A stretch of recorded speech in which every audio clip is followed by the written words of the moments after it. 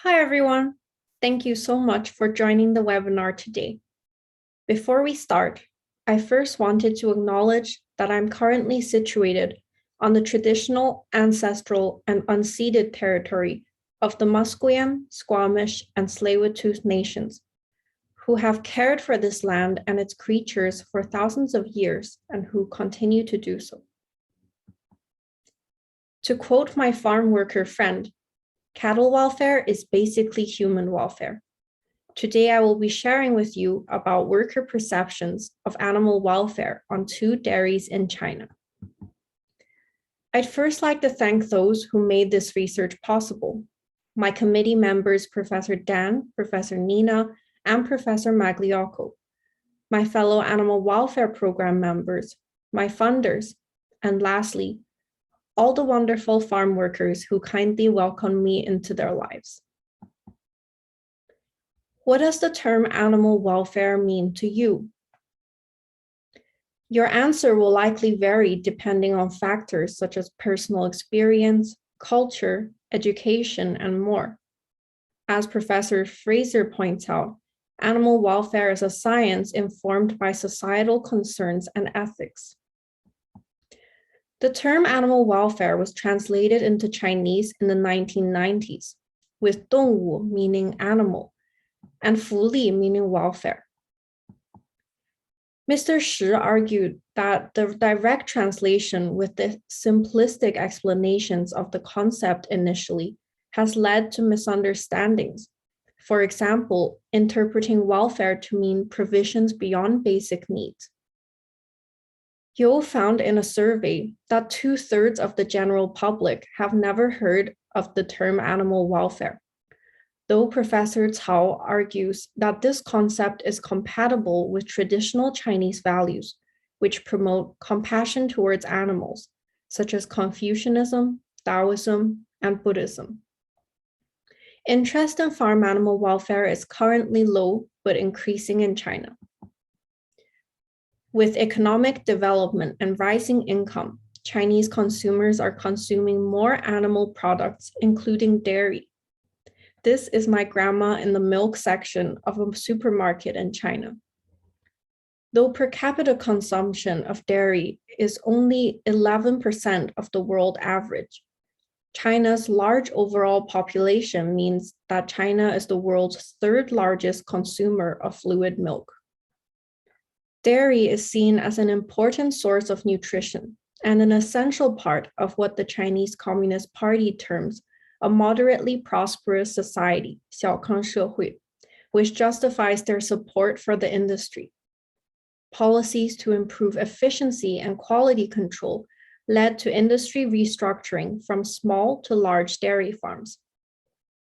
In 2019, China was home to 10.3 million dairy cattle, with 45% living on large farms with a total herd size of 500 or more cattle. To improve animal care, we need to engage livestock stakeholders who can directly impact the lives of their animals. For example, business owners, farm managers, or animal care staff. In the past 5 years, researchers have used surveys, interviews, and focus groups to understand Chinese livestock stakeholders' attitudes, perceptions, intentions, and motivations to improve animal welfare.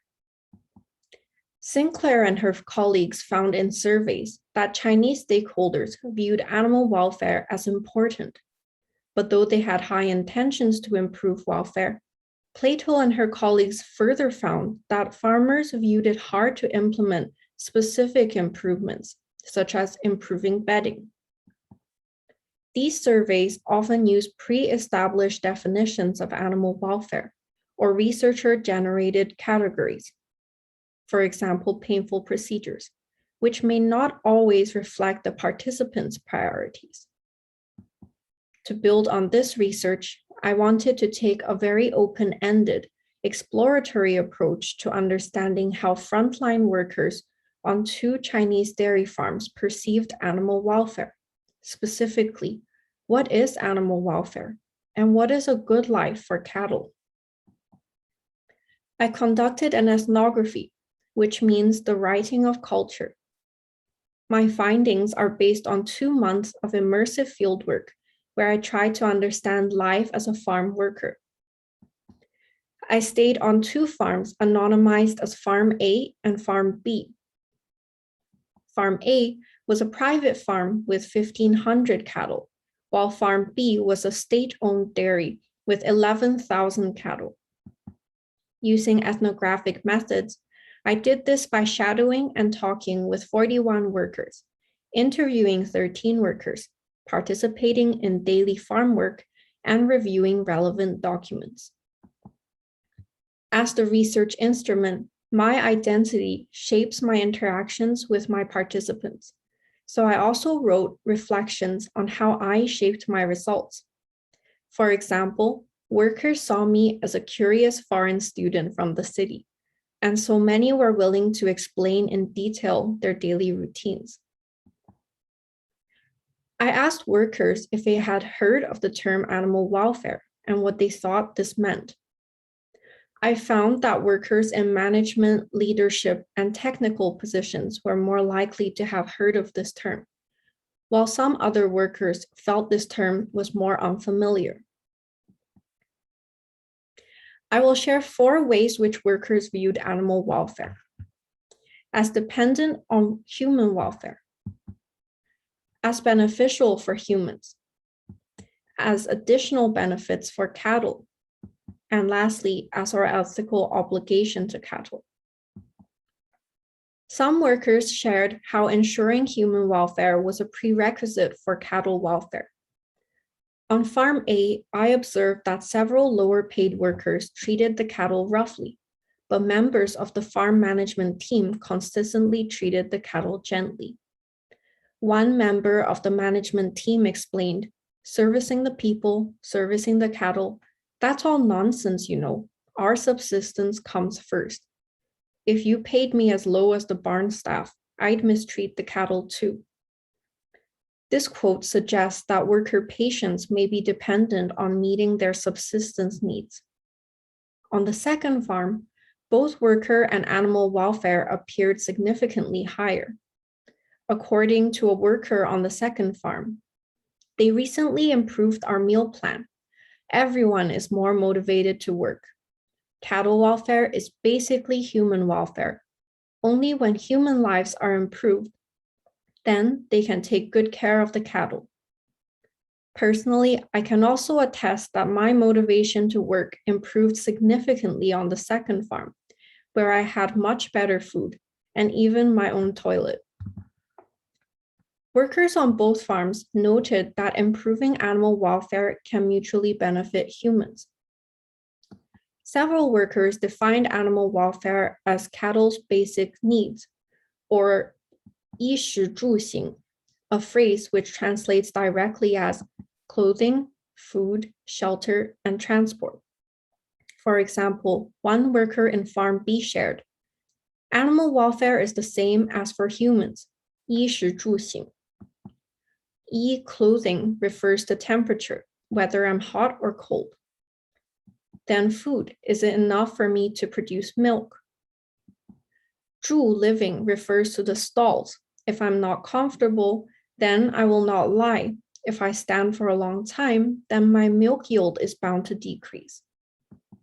行 transportation is walking. Is the ground flat? Is it slippery? Will I injure my hooves?" The participant identified a variety of environmental factors which shaped the experience of cattle. This definition of animal welfare was in alignment with farm profit goals, and he was quite receptive towards the concept. Similarly, a member of Farm A's management team also identified animal welfare as 衣食住行, adding, "Cattle welfare, don't see them as livestock. Seek cattle as your partner in earning. When they're comfortable, they'll produce more and we'll benefit." A member of Farm B's reproductive team highlighted how poor treatment of cattle leads to detrimental outcomes for both cows and workers. He shared, "Do you believe in karma? When you act with bad intentions, there will be bad consequences. It's the same with hitting and scolding cattle. She'll be nervous, anxious, and her reproductive rate will decrease, and she could kick you. Some workers also benefited emotionally from the well-being of their animals. A veterinarian from Farm A was consistently caring and gentle towards his calves. When I asked what he felt when he was with the calves, he said, "When I see them in a good mood, I'm happy." Some workers interpreted animal welfare to mean benefits beyond basic needs. According to farm management and my observations, cattle care was relatively poor on the first farm. Despite this, some workers perceived cattle welfare as high relative to their own welfare. For example, a cleaner who was the lowest paid barn staff. He said, "Cattle welfare is living well, being happy. Here, the cattle get treatment when they're ill, drink whenever they want, eat whenever they want." He joked, "Cattle welfare, there isn't even human welfare. I don't even live like a cattle. These cattle live like children in the cities. Their life is like the emperor's." It appeared unreasonable to expect workers to consider cattle welfare if they perceived their own lives as worse than the cattle's. When I asked him to clarify what he meant by human welfare, he explained, "It's giving you worker uniform, at Chinese New Year giving you some cooking oil," referring to employee welfare. I said, "I think animal welfare is living a good life. What do you think is important to cattle?" He responds, "Cleanliness, listening to some music." He understood human welfare as benefits beyond basic needs such as wage. This may explain why he also included listening to music as something important to cattle welfare. Interestingly, workers on both farms mentioned giving cattle music as animal welfare, referring to rumors of how providing music, beer, and massage gives the Japanese Wagyu cattle superior meat quality. If animal welfare means luxuries such as music, beer, and massages, it is understandable that some workers viewed animal welfare improvements as unnecessary or impractical for their farms, especially when they saw human welfare needs as unmet. Lastly, a few workers appeared to have a sense of responsibility towards providing good welfare. Farm B's reproductive team was the highest performing department within all the farms in Company B, and I noticed the members appeared to be respectful towards cattle, in part due to the attitudes of their department leader. In a daily meeting, he introduced me to his team by sharing, "This is Chen. She studies animal welfare. She studies the humanities. This is also a natural science, searching for the laws of nature. She's here to study about macroscopic issues related to a cattle's thoughts and experiences. This includes anything related to cattle. Currently, humans are the strong, the rulers. Because of this, we need to find the way of nature, respect nature. It's a crime to be disrespectful. Only when you give a man power, you can see their true nature. Give a man a prod, a stick. You can immediately see what kind of person they are. We need to consider humans, but also cattle. Don't harm her because you're angry. Work with her using your brain, not brute force. In the beginning, cattle didn't like to be disturbed by humans. We first violated her freedom and captured her. Now we need to take responsibility. Cattle have souls. Just because we cannot see it does not mean it doesn't exist. Consciousness is in alignment with Darwin's theory of evolution. We cannot anger her soul." In his conception of welfare, animal welfare is understanding of cattle's experience using social and natural sciences. He appeared to value cattle intrinsically as beings with souls, suggesting that humans should be responsible for providing good animal care.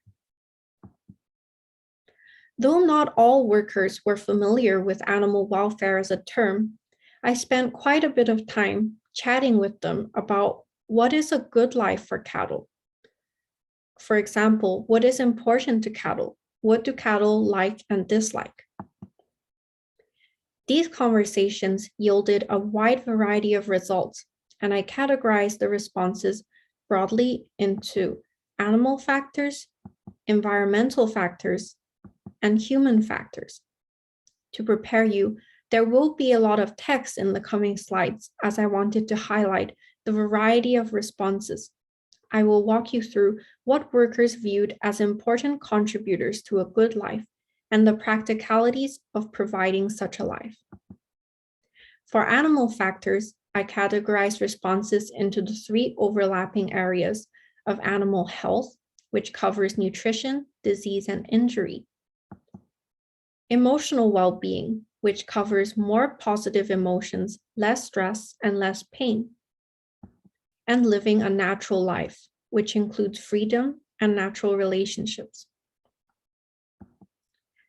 Workers viewed farm profit as something which cannot be compromised, meaning that physical health was often prioritized, and mental well-being and natural living was only concerned when it impacts profit.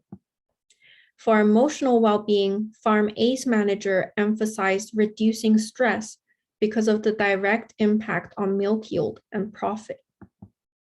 However, a vet on the same farm saw pain relief during painful procedures to be important but not essential, as they viewed this as costly with no benefits to profit.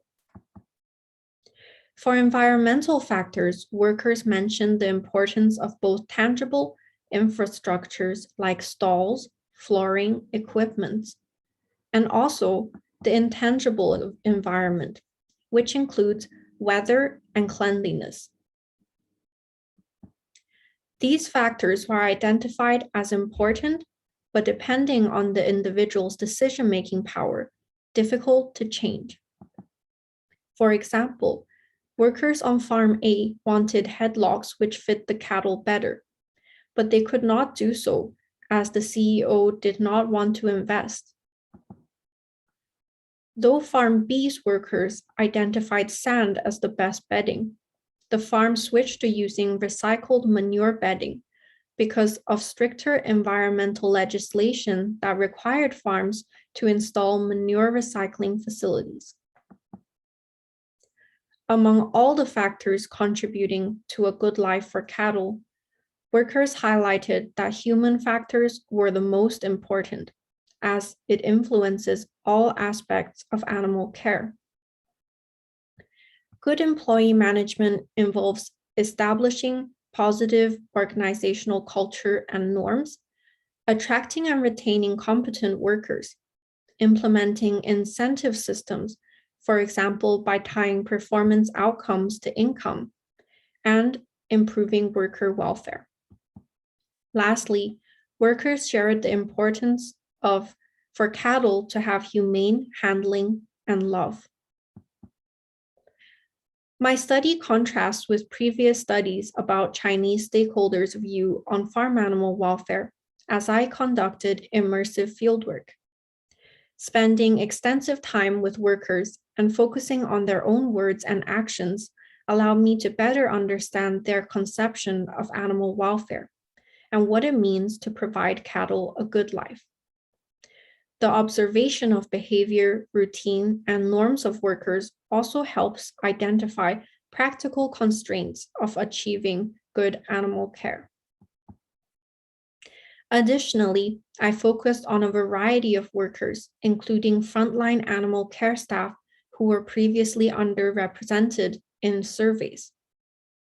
These workers lower in the staff hierarchy were less likely to voice their concerns. However, I believe their views are very important as they interact directly with animals and can shape animal care. A characteristic of ethnographic case studies that these findings are not intended to be generalized. Findings would likely differ on farms with different sizes, ownership, geographical locations, and species. However, our results may be transferable to situations with similar contexts. Overall, I found that animal welfare as a concept can be interpreted differently by various stakeholders. Moving forward, animal welfare may be improved in farms with similar contexts by firstly communicating clearly with stakeholders to reduce potential misunderstandings. For example, clarifying that animal welfare might not mean giving animal luxuries. Secondly, we can identify common values, for example, emphasizing Chinese traditional values of compassion towards animals and concepts of unity with nature. Thirdly, we can find mutual benefits for various stakeholders. For example, farm managers may want to improve aspects of animal welfare to increase productivity and profit. Veterinarians may want reduced illness, and workers may want improved safety. Lastly, ensuring basic worker welfare means that workers can better care for their animals. In the future, we can continue to use ethnographies to identify localized solutions to welfare issues. In conclusion, workers viewed human and cattle welfare as connected. Workers saw cattle welfare as dependent on basic worker welfare and also potentially beneficial to humans. The relationship between cattle and humans also meant that some workers viewed improving welfare as their ethical obligation. Though some were unfamiliar with the term animal welfare, caring for cattle led all farm workers to ponder, prioritize, and make decisions relevant to specific aspects of animal welfare, such as lameness, morbidity, reproduction, and nutrition. Thank you very much for listening. I look forward to your questions.